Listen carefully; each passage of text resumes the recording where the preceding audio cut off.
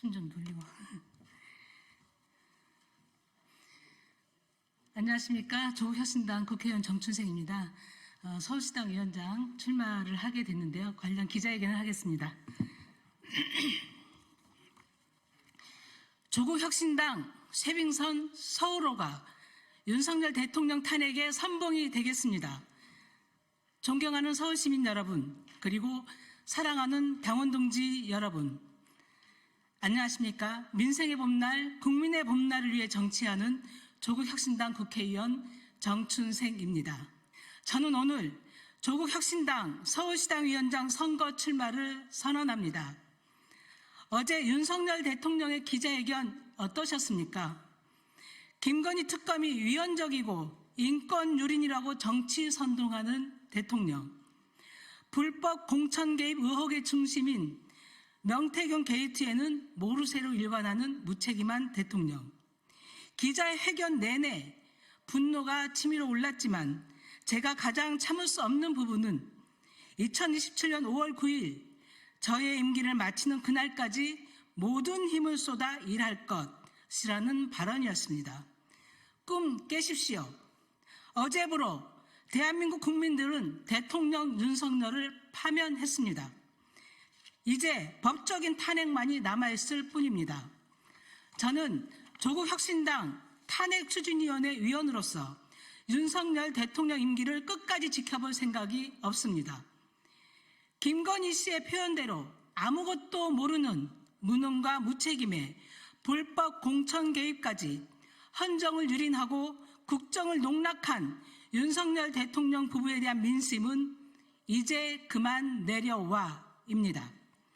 조국혁신당 서울시당 위원장이 되어 서울시민과 함께 윤석열, 김건희 공동정부를 반드시 조기 종식시키겠습니다. 서울시민과 함께라면, 그리고 조국혁신당 당원과 함께라면 할 수 있습니다. 창당 39일 만에 치러진 지난 4월 총선에서 126만 명의 서울시민들이 조국혁신당을 선택해 주셨습니다. 그 믿음과 바람에 보답하기 위해 저는 5가지 약속을 드립니다. 첫째, 윤석열 대통령 탄핵의 선봉에서는 서울시당을 만들겠습니다. 3년은 너무 길다 해서 이제는 석 달도 너무 길다라고 외치고 계신 국민의 절규를 외면하지 않겠습니다. 제가 조국혁신당 서울시당 위원장이 되어 윤석열, 김건희 공동정권 조기 종식을 위한 선봉장이 되겠습니다. 둘째, 서울시당을 조국혁신당 지방선거 승리를 위한 전초기지로 만들겠습니다.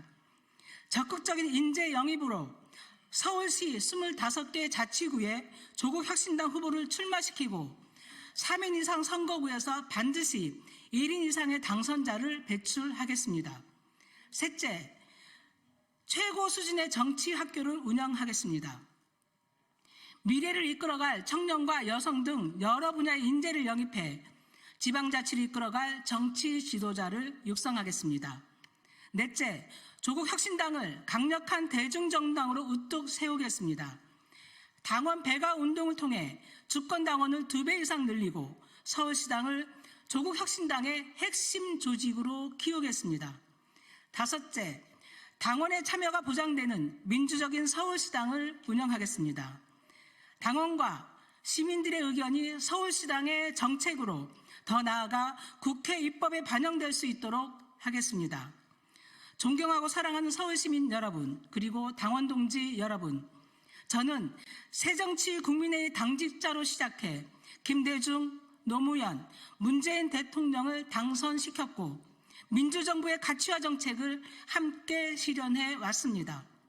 지난 26년간 위대한 지도자들과 함께 일한 것에 큰 자부심을 느낍니다. 조국혁신당의 정의와 평등, 민생이라는 가치는 이런 저의 정치적 신념과도 깊이 맞닿아 있습니다. 윤석열 대통령이 취임했던 2022년 말 교수들이 뽑은 올해의 사자성어는 과이불개였습니다. 잘못을 하고도 고치지 않는다는 뜻입니다.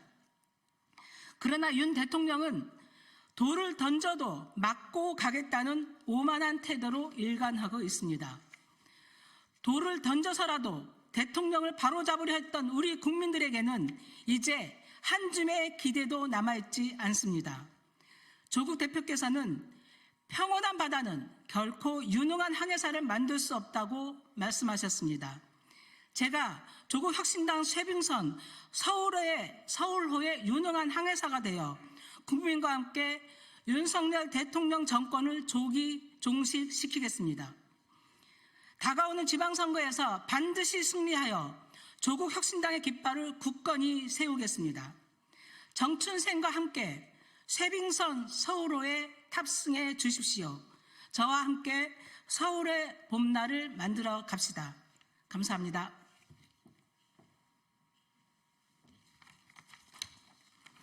수고하셨습니다.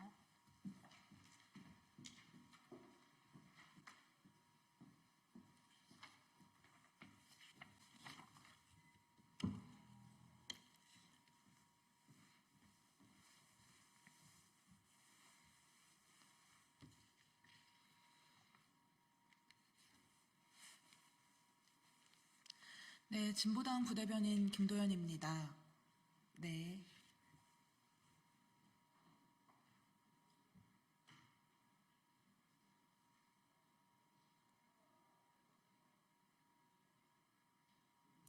네, 진보당 부대변인 김도연입니다. 오전 브리핑 시작하겠습니다. 총 2건입니다. 건설노조 정당했다 결정한 ILO, 건폭몰이 대통령 때문에 부끄러운 것은 국민의 목입니다. 먼저 윤석열 정부의 건설노조 탄압에 항거하다 돌아가신 고 양해동 열사의 명복을 다시 한번 빕니다. 윤석열 대통령이 자신은 고3 수험생만큼 바쁘다며 자화자찬하던 어제 국제노동기구 ILO가 건설노조의 정당한 노조 활동을 방해한 일에 대해 비판했습니다. ILO는 윤석열 정부가 사정기관을 동원해 노조를 탄압하고 있다고 판단했습니다. 건설 노동자들의 정당한 노조 활동을 건폭이라 칭하며 엄정단속이라는 말로 으름장을 놓았던 윤석열 대통령. 결국 국제적 망신을 받았습니다. 노동자의 교섭권과 단체의 행동권을 보장하지 않는 부끄러운 대통령 하나 때문에 건설 현장의 많은 이들이 직장을 잃어야 했고 심지어는 목숨까지 잃어야 했습니다. 도대체 그 억울함은 어떻게 책임지실 겁니까? 그럼에도 윤석열 대통령은 4대 개혁을 완수하겠다는 똥꼬집을 부리고 있습니다. 국민과 하루라도 빨리 헤어져야 모두가 민생의 변화를 체감하고 더 나은 미래를 꿈꿀 수 있을 것 같습니다. 이번 ILO의 결정을 통해 노동자의 권리를 빼앗으려는 자는 정권을 유지할 자격이 없음이 명확해졌습니다. 그것은 윤석열 대통령이 아니라 그 어떤 대통령이 탄생해도 마찬가지일 것입니다. 그 누구도 노동자를 탄압하고선 이 땅에서 정치할 수 없음을 명확히 인지해야 할 것입니다. 네, 2번째입니다. 성인 장애인도 학습권을 보장받을 권리가 있습니다. 중학교를 졸업하면 고등학교에 가는 것이 당연하다고 생각했습니다. 그러나 그 권리조차 보장받지 못하는 사람들이 있습니다. 바로 성인 장애인입니다. 성인 장애인들의 학습권 보장을 위해 전국 장애인 야학협의회가 방송통신고등학교 시도교육청 협의체 회의에서 긴급 행동을 열고 방송통신고등학교 특수교육과정 적용을 촉구했습니다. 배움에는 차별이 없어야 합니다. 하지만 현실은 그리 녹록하지 않습니다. 성인 장애인들은 특수학교에 입학하고 싶어도 나이가 많아 거절을 당했습니다. 결국 방송통신고를 통해 학습을 이어가고자 했지만 이곳에도 특수교육과정과 장애인 지원 서비스가 없어서 배움의 길을 포기해야만 했습니다. 이주 교육부 장관이 책임지고 성인 장애인의 고등과정 진학을 비롯한 교육권 문제를 해결해야 할 것입니다. 단순히 시도교육청 협의체에 맡겨둔다면 이른 시일에 방안을 찾아내기 어려울 것입니다. 누구나 차별받지 않고 교육받을 권리를 실현하게 하는 것, 그것이 장관이 해야 하는 일입니다. 이상입니다.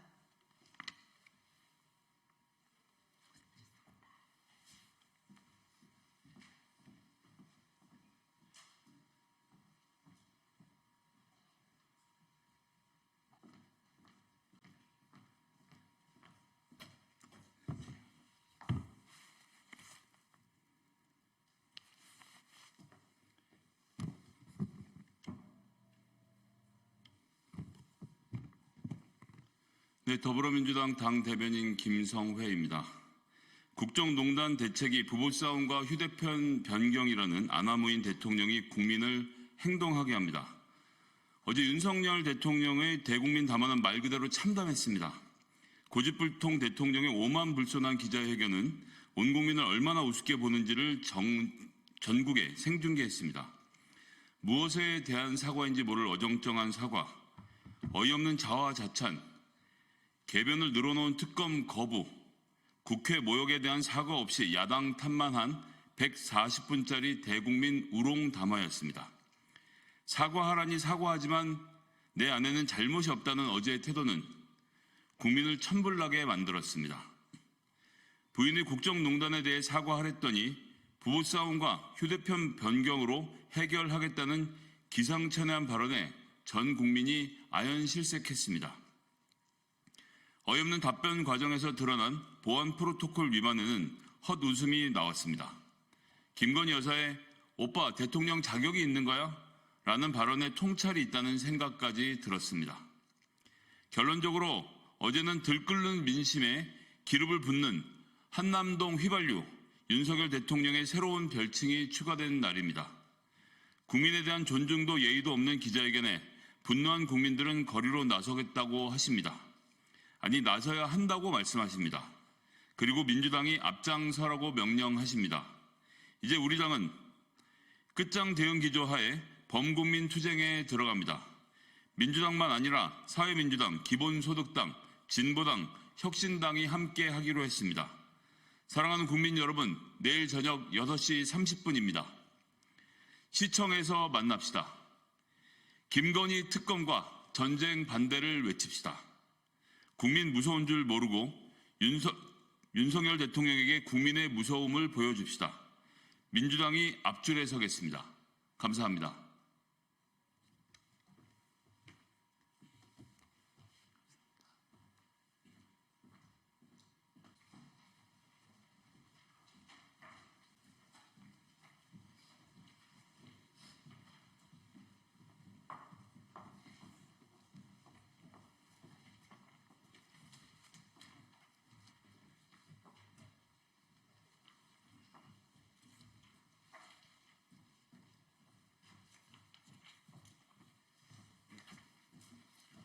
네, 안녕하십니까. 저희는 더불어민주당 서울시당 산하의 새로운 서울 준비특위위원들입니다. 오늘 이 자리에서는 오세훈 시장이 서울 파트너 하우스를 공간으로 사용하는 것을 넘어서서 일부를 공간으로 사용하는 것을 넘어서서 사실상 굉장히 넓은 범위를 본인의 공간으로 사용하고 있는 부분에 대한 문제 제기를 하기 위해서 이 자리에 섰습니다. 오늘 참석하신 분들부터 소개를 해드리도록 하겠습니다. 우리 국회에서는 김남근 의원님, 그다음에 최현일 의원님 참석해 주셨고요. 서울시 의회에서는 우리 성음재 대표의원님, 김성준 의원님, 이민옥 의원님, 박수빈 의원님, 그리고 이병도 의원님 함께 자리해 주셨습니다. 기자회견은 먼저 최현일 의원님의 인사 말씀을 좀 듣고요. 그 다음에 기자회견문 낭독 이런 순서로 진행을 해보도록 하겠습니다. 먼저 최현일 의원님 말씀 듣도록 하겠습니다. 네, 국회 행정안전위원 최현일 의원입니다. 오늘 기자회견 내용도 있지만 오세훈 서울시장의 대권 욕심으로 서울시의 행정이 망가지고 있습니다. 지난달 국회 행안위 서울시 국감에서도 오세훈 시장이 1,000만 시민의 서울시정 민생은 뒷전으로 하고 개인의 욕심을 위해서 권한을 남용한다는 점을 지적을 했습니다. 35년 역사의 공영방송 TBS를 폐국시키고 대권령 치적을 위해 한강 개발 사업에 집착을 하고 리버버스, 서울링, 여의도 공원 개발 등 무리하고 성급한 사업들을 추진하고 있습니다. 오늘 서울시의회 행정사무감사에서도 드러난 허화공간 문제도 오세훈 시장이 결국 시장직을 서울 시민, 1,000만 시민의 공익이 아닌 사익을 위해서 한다는 것을 여실히 드러내었습니다. 저희 민주당 그리고 저희 서울시당 새서울특위 오세훈 시장의 권한남용, 서울시 행정 파악에 대해서 가열차게 싸우겠습니다. 예, 다음은 기자회견문 낭독이 있겠는데요. 기자회견 낭독은 세 분의 시의원님들께서 수고해 주시겠습니다. 성음재 대표위원님, 김성준 의원님, 이민옥 의원님 이렇게 세 분이 기자회견문을 낭독해 주시겠습니다. 네, 서울시의회 더불어민주당 대표위원 성음재입니다. 지금 서울시의회가 행정감사 기간인데요. 이번 감사를 통해서 오늘뿐만 아니라 현안이 있을 때마다 우리 서울 시민들께 잘못된 시정을 알리는 그런 기자회견을 자주 갖도록 하겠습니다.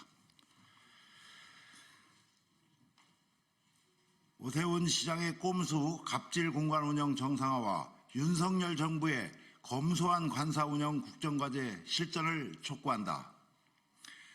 더불어민주당 서울특별시당 새로운 서울특별위원회 이하 새서울특위는 오늘 오세훈 시장의 서울 파트너하우스 코아 공간 전용 실태를 고발하고 윤석열 정부의 검소한 관사 운영 국정과제 이행을 촉구하고자 합니다. 최근 서울시의회 행정사무감사에서 이민옥 시의원은 오세훈 시장이 90억 원의 시민 혈세로 조성된 서울 파트너스 하우스를 사실상 초화 공간으로 전용하고 있음을 지적했습니다. 글로벌 비즈니스 지원이라는 본래 취지는 사라지고 시설 사용의 54%가 교류협력이라는 명목하에 시장 주재 회의로 채워졌습니다. 특히 3층 전세를 시장 공간으로 개조하면서 5억 6천만 원의 추가 예산을 투입했고 2에서 4층이 사실상 시장 전용 공간으로 운영되고 있습니다. 이는 박원순 전 시장이 4년간 사용했던 공간 임대료 총액 1억 원의 5.6배에 달하는 예산을 리모델링에만 쏟아부은 것입니다. 게다가 연간 11억 원의 운영비까지 더해져 약 100억 원이 넘는 시설이 시장 개인을 위한 공간으로 전락했습니다. 더욱 심각한 것은 1,000만 시민의 시청이 아닌 시장의 거주 공간에서 이루어지고 있다는 점입니다. 실국장들을 공간으로 불러 회의하는 권위적인 갑질 공간 운영이 진행되고 있는 것입니다. 특히 시장 배우자의 시설 사용 내역이 의회 보고에서 누락된 것은 사적 전용 의혹 또는 의회 허위 보고 의혹을 야기합니다. 윤석열 정부도 이 문제의 책임에서 자유로울 수 없습니다. 110대 국정과제에서 검소한 관사 운영을 약속했고 호화관사 폐지와 관사 규모 및 사용 기준 제시를 국민께 공언했습니다. 그러나 서울시장의 호화공간 운영은 이러한 국정과제가 허언에 불과했음을 보여줍니다. 이에 더불어민주당 서울시당 새서울특위는 다음과 같이 요구합니다. 첫째, 오세훈 시장은 서울 파트너스 하우스의 호화 공간 전용을 즉각 중단하고 시설을 본래 목적인 글로벌 비즈니스 지원 공간으로 정상화하라. 둘째, 시장 배우자의 시설 사용 내역 누락에 대해 해명하고 공적 시설의 사촉 전용 여부에 대한 진상을 규명하라. 셋째, 윤석열 정부는 검소한 관사 운영 국정과제의 진정성을 입증하고 전국 지자체장 관사 운영 실태 조사의 개선 방안을 즉각 마련하라. 더불어민주당 서울시당은 시민의 혈세로 호화 공간을 누리는 오세훈 시장의 특권적 행태를 바로잡고 검소한 관사 운영이라는 국정과제가 제대로 이행되도록 끝까지 감사하겠습니다. 2024년 11월 8일 더불어민주당 서울특별시당 새로운 서울 준비 특별위원회.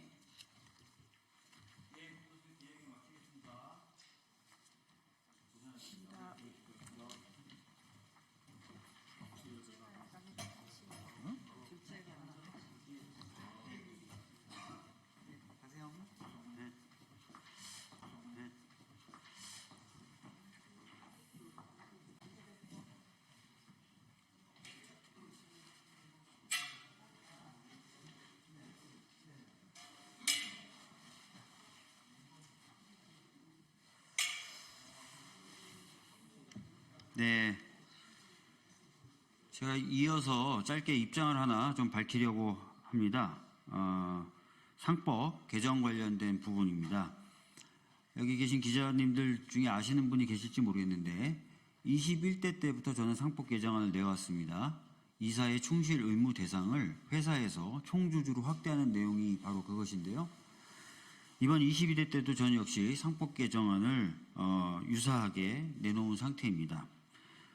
거기에 대해서 최근에 대법원에서는 긍정적 의미를 담은 답변을 보내온 바가 있는데 저희가 법무부에 동일한 법안에 대한 의견을 요청하자 오늘 그 의견에 대한 회신이 왔습니다.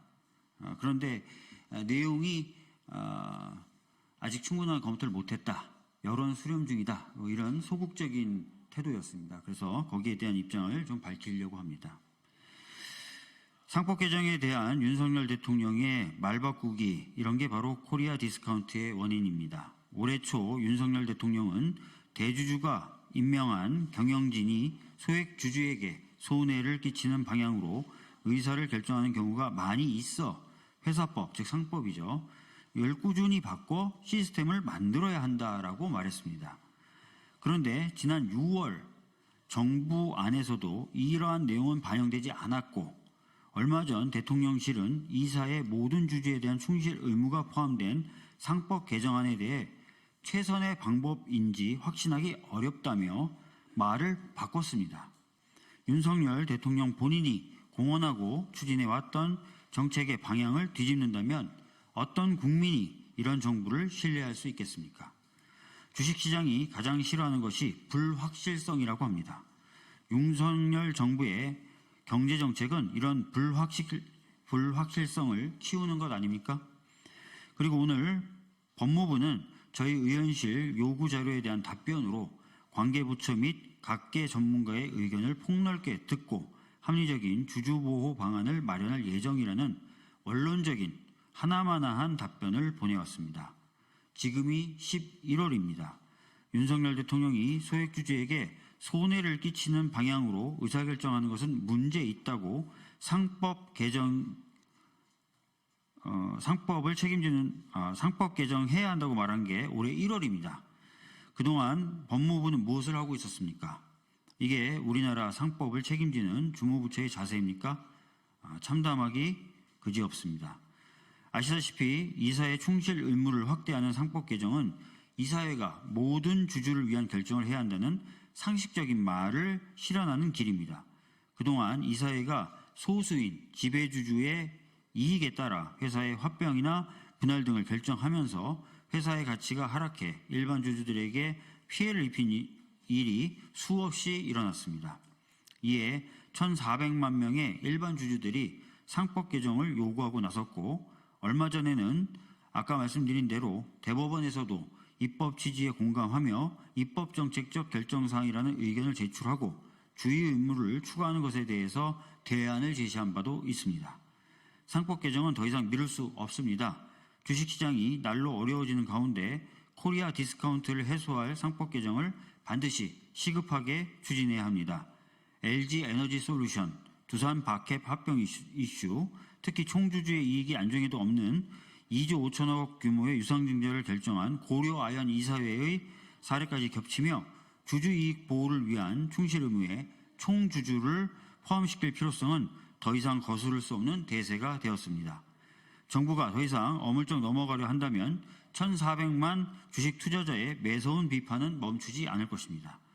저는 21대 국회에 이어 22대 국회에도 상법 82조의 3 이사의 충실 의무 조항에 총주주에 대한 충실 의무를 신설하는 개정안을 발의하였습니다. 1,400만 일반 주주들의 권익을 보호하기 위해 22대 국회에서 해당 상법 개정안을 반드시 통과시키겠습니다. 윤석열 정부도 코리아 밸류업의 일말의 진정성이 있다면 상법 개정에 적극적으로 동참해야 할 것입니다. 감사합니다.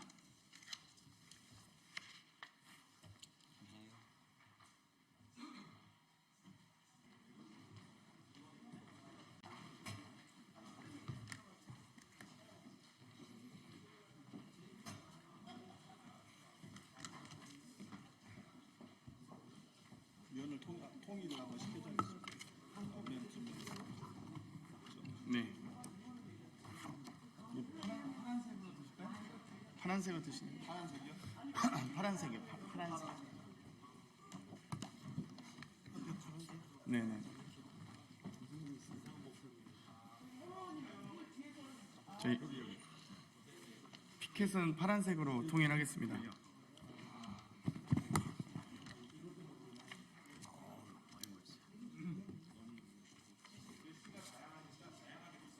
뭐 그러시죠. 네. 통일할 필요 없이 나는 윤석열 파면하네. 나도 국민투표도 좋아. 간대는. 네, 그럼 바로 기자회견 시작하도록 하겠습니다. 안녕하십니까? 저희는 대통령 파면 국민투표 개헌연대 소속 의원과 또 지지자 또 시민사회 원로 분들이 함께 이 자리에 섰습니다. 어제 대통령 담화를 보고 많은 국민들께서 탄식을 하셨습니다. 아, 정말 큰일 났구나. 요지부동, 복지부동, 아무것도 하지 않겠다고 하는, 또 뭘 잘못했는지, 뭐가 잘못됐는지, 뭘 사과해야 되는지조차 모르는 대통령 담화를 보면서 많은 분들이 탄식하셨습니다. 이에 대해 저희가 대통령 파면 국민투표 개헌연대 출범을 위한 기자회견을 갖고자 이 자리에 섰습니다. 기자회견에 앞서 먼저 참석하신 분들 소개해 올리도록 하겠습니다. 김상급 시민사회 원로부터 소개 올리도록 하겠습니다. 김상급 목사님 참석하셨습니다. 전 조선특위 위원장이셨던 신홍범 위원장님 참석하셨습니다. 장임원 명예교수님 참석하셨습니다. 황순식 비상시국회의 대변인님 참석하셨습니다. 참석하신 의원님들 소개해 올리도록 하겠습니다. 사회민주당 한창민 의원님 참석하셨습니다. 더불어민주당 박주민 의원님 참석하셨습니다. 문정복 의원님 참석하셨습니다. 이혜민 의원님 참석하셨습니다. 강경숙 의원님 참석하셨습니다. 조계현 의원님 참석하셨습니다. 조국혁신당 황운하 원내대표님 참석하셨습니다. 더불어민주당 민형배 의원님 참석하셨습니다. 김정호 의원님 참석하셨습니다. 김원희 의원님 참석하셨습니다. 정춘생 의원님 참석하셨습니다. 김용만 의원님 참석하셨습니다. 김용민 의원님 참석하셨습니다. 그럼 바로 이 기자회견에 앞서 개헌연대 출범을 위한 취지 설명이 있겠습니다.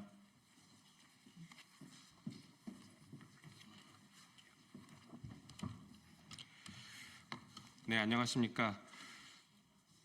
우리 개헌연대 정식 명칭은 대통령 파면 국민투표 개헌연대입니다. 약칭 개헌연대는 10월 31일 날 이 자리에 계신 시민사회 원로분들의 대통령 2년 임기 단축 개헌 제안에 따라서 국회에서 이에 호응하는 연대체를 만든 것입니다.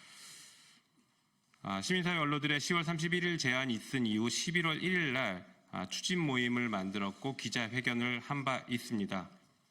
그리고 오늘 국회 내에 개헌연대를 정식으로 출범합니다. 앞으로 저희는 국회 내에서의 활동과 그리고 시민사회와 국민들과 함께 소통해서 대통령 임기 2년을 단축시키는 개헌을 적극적으로 추진할 계획입니다. 지금 이미 거리에서는 그리고 온라인에서는 수많은 국민들이 정말 압도적 국민들이 윤석열 대통령 빨리 끝내라, 이 정권을 빨리 끝내라라고 하고 계십니다. 게다가 어제 대통령의 기자회견은 그 분노에 기름을 부었습니다. 이런 국민들의 목소리에는 크게 세 가지 원칙이 있습니다. 첫 번째, 신속하게 종결하라. 두 번째, 면책은 절대 안 된다.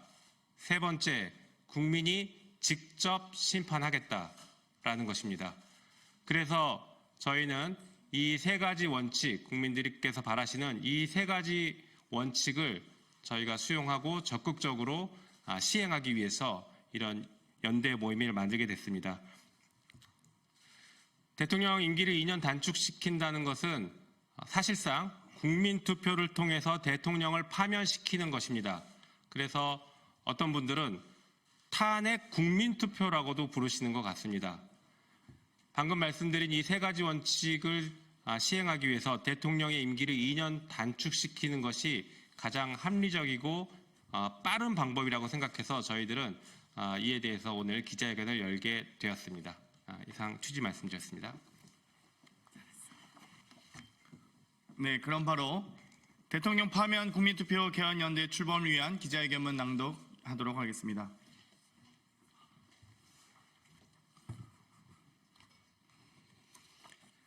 대통령 파면 국민투표 개헌연대 출범 기자회견문. 윤석열 대통령을 국민의 손으로 직접 파면합시다. 대한민국 헌법 제1조는 대한민국은 민주공화국이다. 주권은 국민에게 있고 모든 권력은 국민으로부터 나온다라고 규정하고 있습니다. 국민이 선출한 권력이 국민의 뜻을 거스르면 국민은 맡겼던 그 권력을 직접 회수할 수 있습니다. 그것이 국민주권의 원칙입니다. 윤석열 정권이 들어선 이후 대한민국은 경제, 민생, 안보 등 모든 분야에서 분열과 퇴행을 거듭하고 있습니다. 일상적인 국정 파탄으로 우리 사회는 빠른 속도로 무너지는 중입니다. 명태균 게이트로 촉발된 김건희 여사와 주변인에 의한 국정농단은 이미 그 선을 넘었으며 대한민국의 헌정체제를 위협하고 있습니다. 어제 대국민 담화에서도 윤 대통령은 진정한 사과와 반성 대신 공천 줘라 얘기할 수 있죠 라며 스스로 공천 개입을 자인하고 묵인하는 오만함을 보였습니다. 이미 크게 자라고 있던 국민들의 대통령 퇴출 감정은 더욱 깊어졌습니다. 헌정을 유린하고 국정을 농단한 대통령 부부에 대한 국민 감정은 이제 분노에서 응징으로 바뀌었습니다.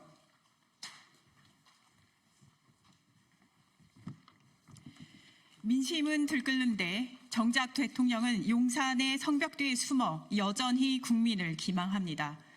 국민을 대변하는 국회의 쓴소리를 듣지 않겠다며 대통령이 개원식은 물론 시정연설조차 참석하지 않았습니다. 국민과 국민의 대의기관 국회를 철저히 무시합니다. 임기 절반도 안 돼 8년 전 국정농단으로 탄핵당한 당시 박근혜 대통령 지지율보다 낮은 역대 최저 지지율을 보이고 있습니다. 윤 대통령에 대한 국민의 기대가 완전히 무너진 것입니다. 사실상 식물 대통령이라는 말이 공공연히 떠돕니다. 경남대, 경상국립대, 창원대 등 경남 지역 대학생들을 비롯해 가천대, 한국외대, 한양대, 숙명여대, 전남대, 인천대, 충남대 등 전국 대학 교수들의 대통령 퇴진 촉구 시국 선언이 잇따르고 있습니다. 각종 온라인과 거리에서 국민들은 대통령 퇴출과 하야를 외치고 있습니다. 인내의 임계치를 넘은 원성이 더욱 커지고 있습니다. 그럼에도 불구하고 윤석열 대통령은 어제 담화에서 자신의 임기는 2027년 5월 9일까지라고 날짜를 굳이 언급했습니다. 이는 윤석열 대통령 퇴진 임기를 촉구하는 민심에 대한 배신이고 국민에 대한 도전입니다. 대통령의 임기는 대통령 스스로 정하는 것이 아니라 주권자 국민이 결정할 것입니다.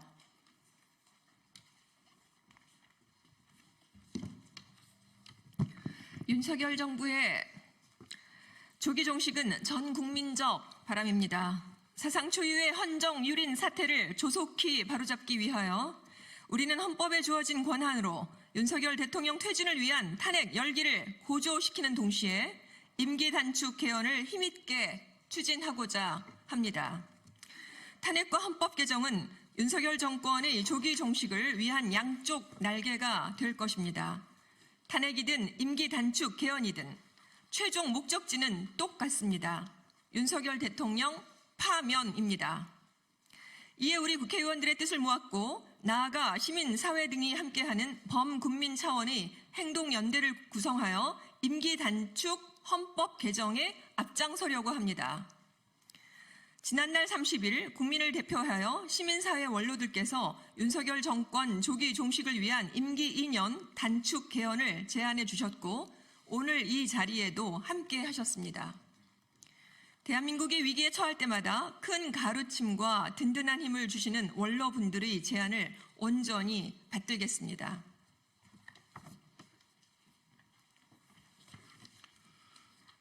더 이상 참고 기다릴 수 없습니다.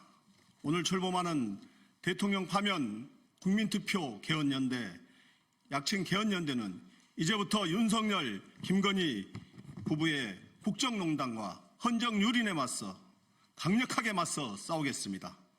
윤석열 정권 조기 종식을 염원하는 모든 국민의 힘을 모아 함께 싸우겠습니다. 이 나라의 권력이 국민으로부터 나오는 것임을 똑똑히 보여줘야 합니다. 민의를 외면하는 정권의 말로가 국민의 심판뿐임을 확인시키겠습니다. 이에 개헌연대는 다음과 같은 목표 아래 국민 주권 회복을 위한 개헌 행동에 나섭니다. 첫째, 윤석열 대통령 임기 2년 단축을 위한 개헌을 추진하겠습니다. 둘째, 윤석열 대통령의 헌법유린 입법 행위에 대해서는 끝까지 법적 책임을 묻겠습니다. 셋째, 국회에 주어진 권한을 통해 윤석열 정권 조기 종식을 위한 법적인 절차를 신속히 추진하겠습니다. 넷째, 국민투표로 국민이 직접 대통령을 파면할 수 있는 국민 주권 시대를 만들겠습니다. 다섯째, 국민적 지지와 다양한 정치 세력과의 연대를 통해 새로운 시민혁명을 완성해 가겠습니다.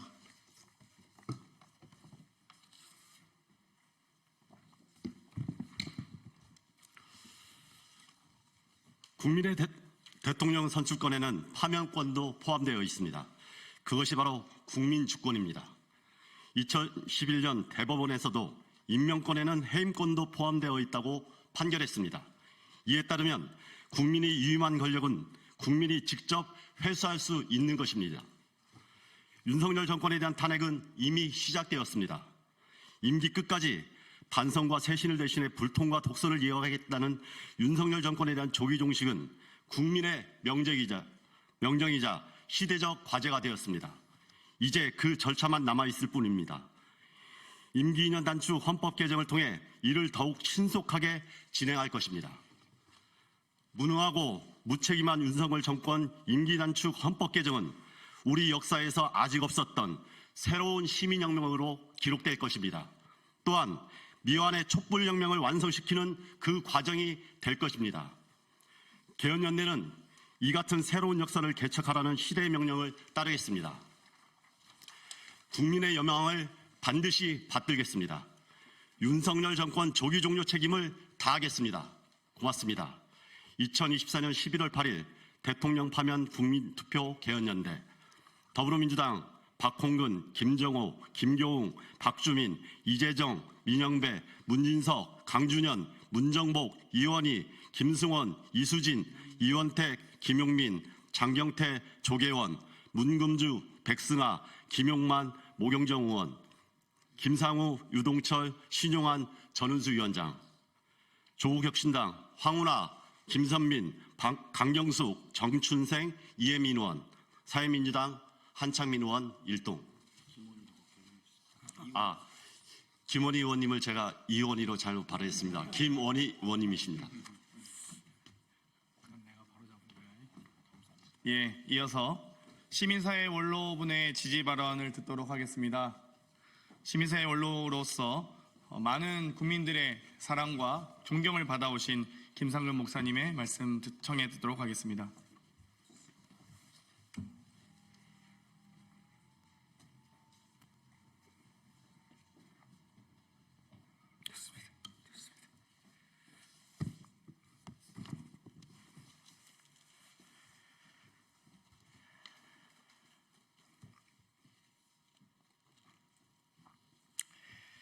오늘 국회의원들의 개헌 연대 발족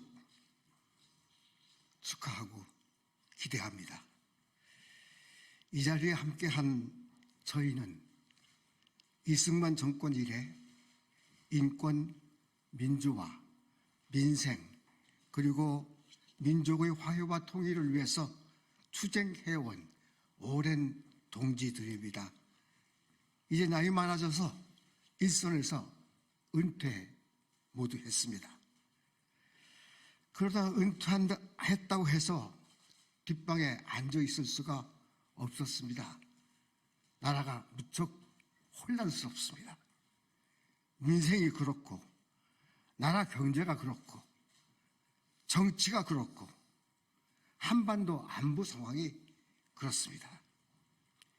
이를 해결해 나가야 할 대통령의 지도력에 대한 국민의 신뢰는 날마다 무너져 내리고 있습니다. 오히려 무슨 게이트며 국정농단 등 혐의 가운데 허우적이고 있습니다. 이 난국을 헤쳐나갈 길이 보이지 않습니다. 파국입니다. 길이 없을까? 고심했습니다. 여러 이야기가 나옵니다. 탄핵, 하야, 퇴진.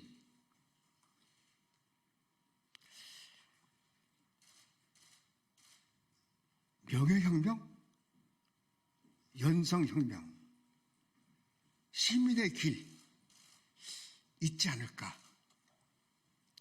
결국에 대통령 임기 단축 개헌을 국민과 정치권에 제안하게 됐습니다. 개헌한다면 거기에 담아야 할 국민적 요구가 다양할 겁니다.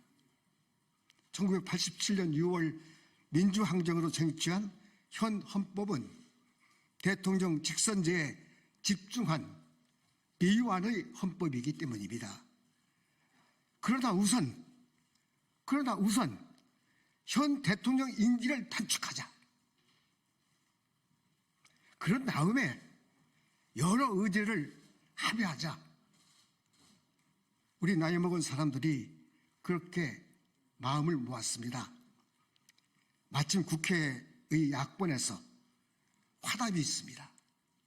참으로 다양하고 참으로 고맙습니다. 다시 의원 여러분께 감사를 드립니다. 깊은 수기와 빠른 추진을 부탁해 마지 않습니다. 국민에게 희망을 주시기 바랍니다. 고맙습니다.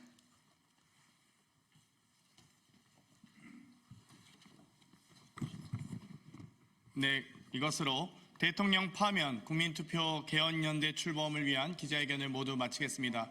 경청해 주신 국민 여러분, 언론인 여러분 감사합니다. 그러실까요? 예, 저희 추가로 시민사회 원로분들의 지지 발언을 좀 청해 듣도록 하겠습니다.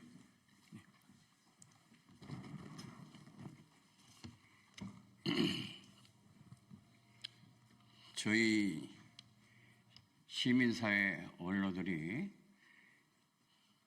제안을 받아서 발빠르게 이렇게 움직여 주신 것에 대해서 정말 고맙게 생각합니다. 그리고 저는 개인적으로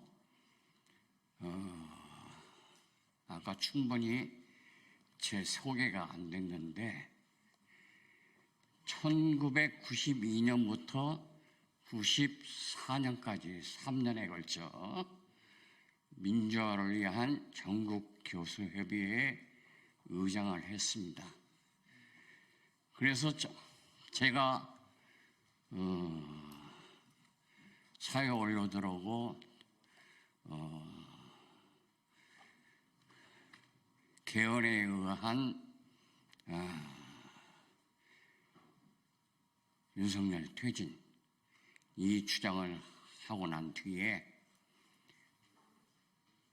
전국에 곳곳에 우리 후배 교수들이 들불처럼 성명을 발표를 하는 걸 보고 정말 우리한테 희망이 있구나 이런 생각을 했습니다. 그런데 저희들의 그런 주장에도 사실은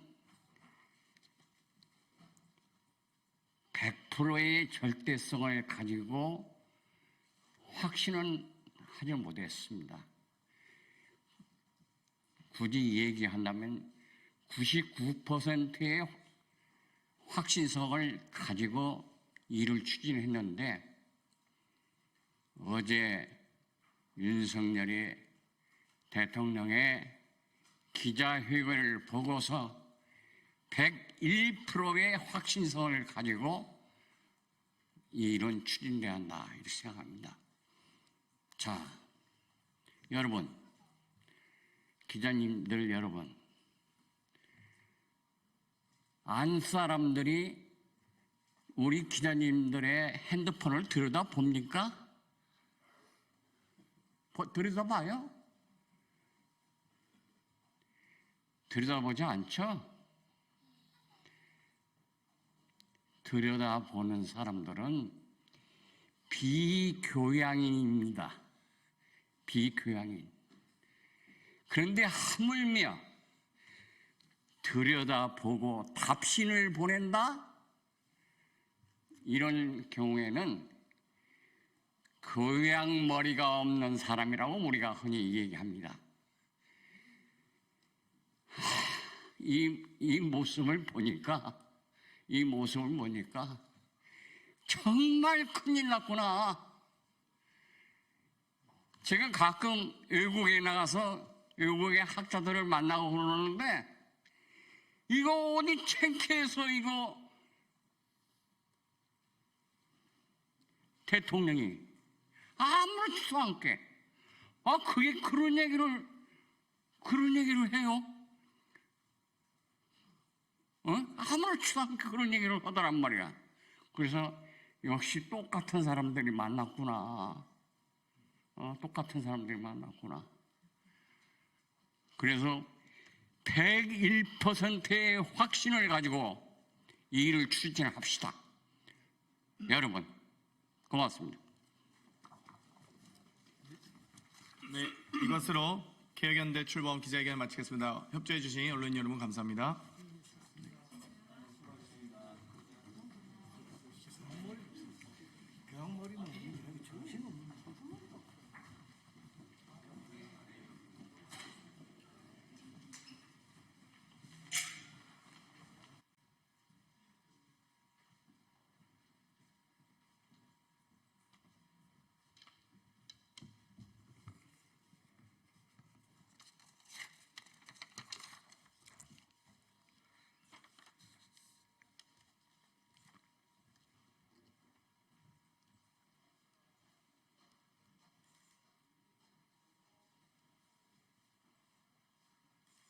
정치를 새롭게, 복지를 강하게 사회민주당 대변인 임명희입니다. 보훈 정신까지 강제하고 검증하는 국가보훈부, 몰락하는 정권과 하루빨리 결별하고 제자리로 돌아오십시오. 국가보훈부가 전국 각 부처와 교육기관의 유엔 참전용사 국제추모의 날 기념식을 이유로 11월 11일 11시 부산을 향하여 1분 묵념을 요구하고 증빙 자료로 사진까지 송부하도록 한 것이 밝혀졌습니다. 국가보훈부가 지지율 바닥인 윤석열 대통령 살리기 위해 추모하는 마음까지 강제하고 검증하고 있습니다. 지금은 군사 독재 정권 시절이 아닙니다. 이러다 교련 수업까지 부활시킬 태세입니다. 이뿐만 아닙니다. 국가보훈부 산하 보훈지청들이 일선 학교에 제대 군인 영상과 포스터 등을 홍보하고 결과 보고할 것을 통보했습니다. 일선 교사들에게 비민주적 교육 행태를 강제하며 보훈의 의미마저 퇴색시킨 윤석열 정권보훈부는 정신 차리십시오. 나라를 위해 희생한 숭고한 정신과 나라를 지키는 자랑스러운 군인의 명예를 국가보훈부가 직접 나서서 훼손시켜서야 되겠습니까? 스스로를 정치적으로 활용하며 몰락하는 정권에 부역하고 있습니다. 국민들의 심판이 얼마 남지 않았음을 명심하십시오. 감사합니다.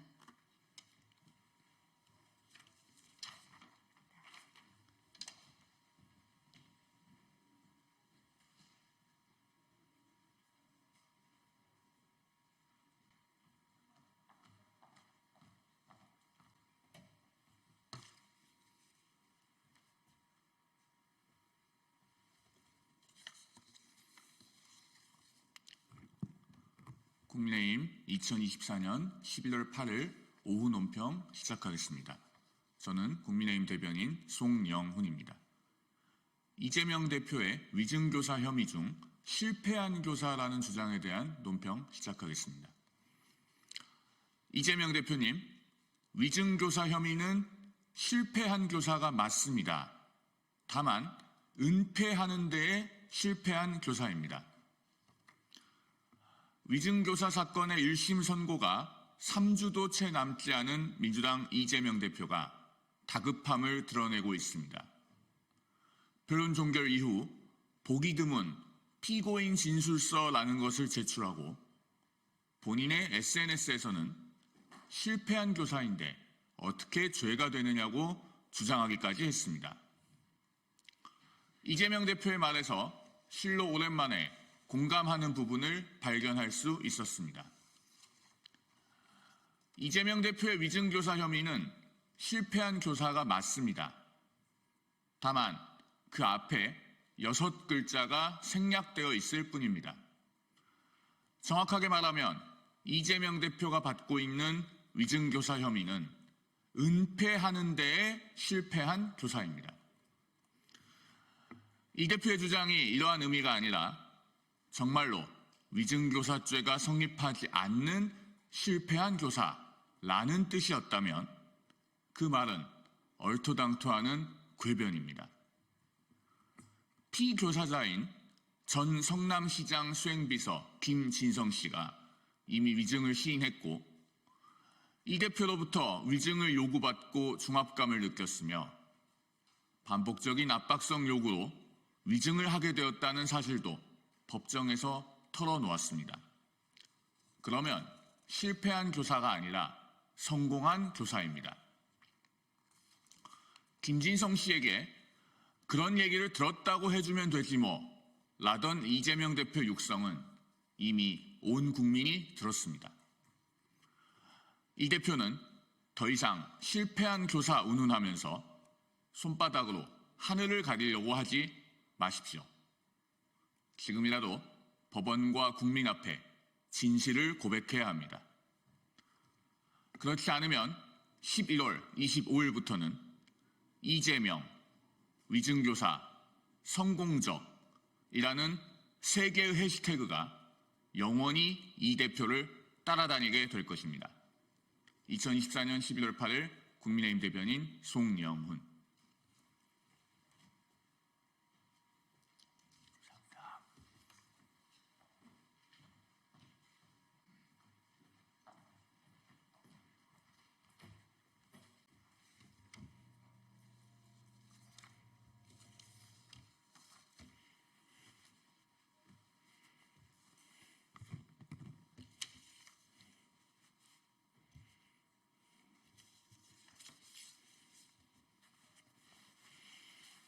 안녕하세요. 네, 오늘 민주당에서 공개한 명태균 씨 녹취와 관련된 논평 말씀드리겠습니다. 무속 때문에 멀쩡한 청와대 버리고 대통령실을 이전했습니까? 윤석열 대통령 부부에게 명태균 씨는 어떤 존재였던 겁니까? 민주당은 2022년 대선 직후 명태균 씨가 지인과 나눈 대화 녹취를 추가로 공개했습니다. 김건희 여사 등 핵심 인사와 내밀한 관계였던 명태균 씨가 윤석열 후보의 대선 승리 직후에 했던 발언이라 더 주목하게 됩니다. 명태균 씨는 청와대 이전을 물어보는 질문에 청와대 뒤에 북악산이 좌로 대가리가 꺾였다며 김건희 여사에게 거기 가면 죽는다고 했는데 본인 같으면 가겠냐고 되묻습니다. 실제로 윤석열 대통령은 당선 직후 대통령실 이전을 무리하게 추진했습니다. 마치 청와대에 단 하루라도 발을 들이면 큰일 날 것처럼 반응하기도 했습니다. 많은 국민이 왜 이렇게 대통령실 이전을 서두를까 의구심을 가졌습니다. 그런데 녹취에 나온 발언대로면 청와대에 들어가면 죽는다는 명태균 씨의 조언을 김건희 여사가 완벽하게 신뢰했고 이 때문에 대통령실 이전을 서둘렀다는 설명이 가능해집니다. 명태균 씨는 이번에 공개된 녹취에서도 김건희 여사를 눈 좋은 안전뱅이에 비유하며 윤석열 대통령의 당선을 무속적인 관점으로 접근했습니다. 꽃이 피기 전에는 윤석열이 당선될 수 있고 꽃이 피면 이재명을 이길 수 없는데 선거일이 3월 9일이라 윤석열이 당선됐다는 설명입니다. 윤석열 대통령 부부를 반복적으로 눈먼 무사와 안전뱅이 주술사에 비유한 명태균 씨가 무속적으로 김건희 여사의 관심을 끌었다고 의심할 수밖에 없습니다.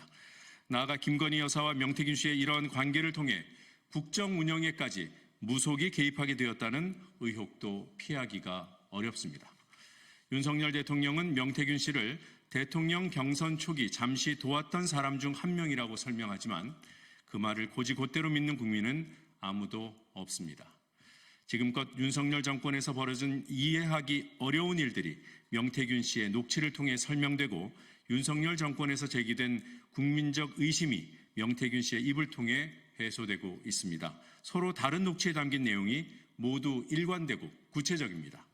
민주당은 명태균 씨와 윤석열 대통령 그리고 김건희 여사의 민주당은 명태균 씨와 윤석열 대통령 그리고 김건희 여사가 얽혀있는 모든 의혹과 실체를 반드시 밝혀내겠습니다. 명태균 씨에게도 다시 한번 조언합니다. 게이트로까지 번진 현재 상황을 해결할 유일한 방법은 진실 고백뿐입니다. 이제 그만 윤석열 대통령 부부에게서 돌아서서 국민 편에 서십시오. 감사합니다.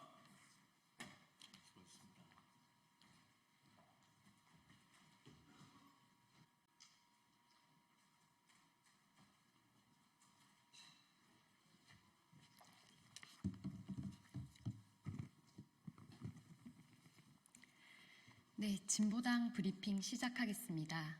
부대변인 이미선입니다.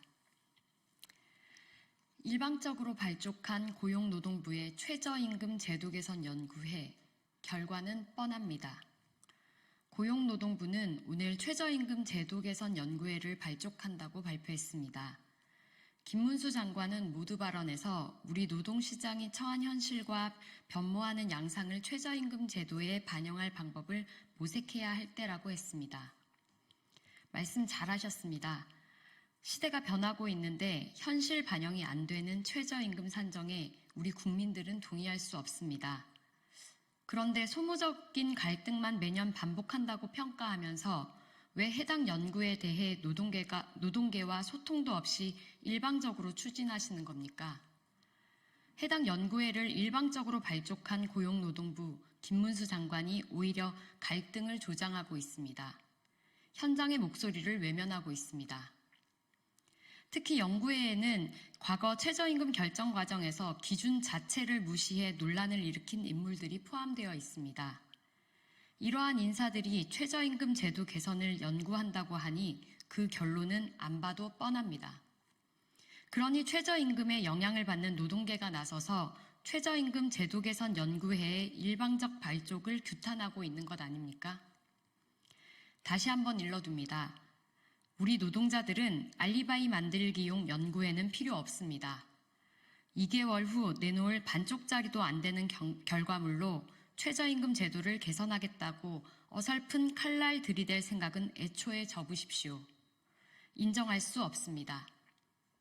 최저임금 제도는 단순히 임금 수준을 결정하는 것을 넘어 사회적 평등을 증진시키는 중요한 사회적 장치입니다. 주체들과 충분한 대화를 통해 이루어져야 합니다. 고용노동부는 최저임금 제도 개선에 진정성이 있다면 당장 논의 과정에서 노동계의 참여와 목소리가 충분히 반영되도록 보완하십시오. 특히 내일 11월 9일은 전태일 열사 정신 계승을 외치며 전국의 노동자들이 광장으로 모입니다. 일방적인 행보를 이어가는 윤석열 정권의 퇴진을 앞당기는 민중 총괄기가 열리는 날입니다. 똑바로 하지 않는다면 앞으로 노동자들의 더 큰 저항에 부딪히게 될 것임을 미리 경고합니다. 두 번째 브리핑 드리겠습니다. 인천 특수교사의 순직을 인정하고 특수교육 정책을 개선하십시오. 지난달 24일 인천 특수교사의 비극적인 죽음에 깊은 애도를 표합니다.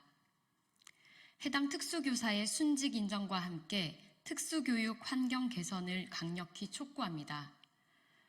고인은 과밀 특수학급을 혼자 감당하며 극도의 업무 과중과 스트레스에 시달렸습니다. 이는 예견된 상황이었습니다. 교육청의 일방적인 특수학급 축소가 낳은 참사이며 시달리는 과도한 민원 문제도 교사에게만 책임을 전가해온 학교의 미온적 대응이 낳은 비극입니다. 특수교육법상 초등학교 특수학급 한반 정원은 6명이지만 고인은 중증장애 학생 4명을 포함해 8명의 학생들을 담당하고 있었습니다. 심지어 고인은 29시수를 감당하고 있었으니 고인은 학생들이 학교에 있는 동안 단 1초도 쉴 수 없는 경무에 고통받고 있었던 것입니다. 그리고 결국 비극적인 선택을 하고 말았습니다. 안타깝게도 현재 고인의 비극적인 선택으로 방치된 특수교육 현장이 이렇게 세상에 드러났습니다. 과밀학급 문제와 교사의 업무 과중, 행정적 부담, 그리고 학교와 교육당국의 외면으로 특수교육 현장은 정말로 열악한 상황이었습니다. 교육당국에 촉구합니다. 고인의 순직을 인정하고 특수교육 환경 개선에 당장 나서십시오. 특수학급 증설과 특수교사 증원은 물론 과중한 행정 업무를 줄이고 교사들이 본연의 교육 활동에 집중할 수 있도록 지원 체계를 전면적으로 개선해야 합니다. 특수교육은 단순히 장애 학생을 위한 교육을 넘어 모든 인간이 존중받고 평등한 기회를 가질 수 있는 인권과 다양성, 상호 이해가 실현되는 과정이어야 합니다. 물론 이는 교사 노동자에게도 예외 없이 적용되어야 합니다. 이상 브리핑 마치겠습니다. 고맙습니다.